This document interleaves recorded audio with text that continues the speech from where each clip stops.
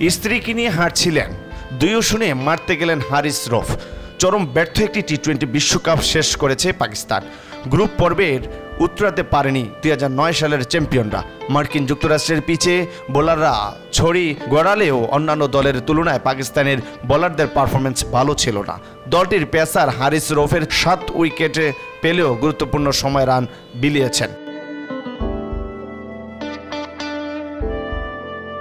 দলটির পেসার হারিস রৌফের 4 ম্যাচে 7 উইকেট পেলেও গুরুত্বপূর্ণ সময়ে রান বিলিয়েছেন। এমনিতেই দল ও নিজের পারফরমেন্সের হতাশাজনক, তার উপর পরিবারের স্ত্রী মুজানা মাসুদ মালিকের সঙ্গে থাকা অবস্থায় পাকিস্তান ক্রিকেট সমর্থকের নিজেকে আর ধরে রাখতে পারেননি হারিস।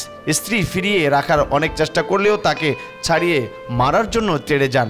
পরে সেখানে উপস্থিত কিছু যুবক নিবৃত্ত করে হারিসকে।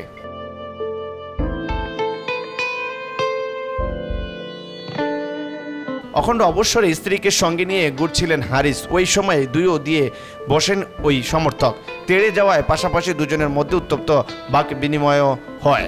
ঘটনাটির একটি ভিডিও এর মধ্যে সামাজিক যোগাযোগ মাধ্যমে ভাইরাল। ভারতীয় সংবাদ মাধ্যম এনটিটিভির প্রতিবেদনে অনুযায়ী ঘটনার সময় সেই সমর্থকের অবশ্যই ভারতীয় হবে বলে মন্তব্য করেন হারিস। তবে সেই সমর্থকের উত্তর ছিল, আমি পাকিস্তানি।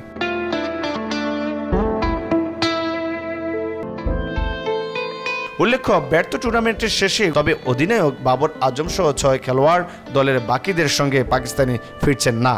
এখনই দেশে না ফেরা ক্রিকেটাররা হচ্ছেন বাবর আজম, মোহাম্মদ আমির, ইমাদ ওয়াসিম, হারিস রৌফ, সাদাব খান ও আজম খান। পরিবার ও বন্ধুদের সঙ্গে ছুটি কাটাবেন তাই থেকে গেছেন তারা এসব ক্রিকেটাররা।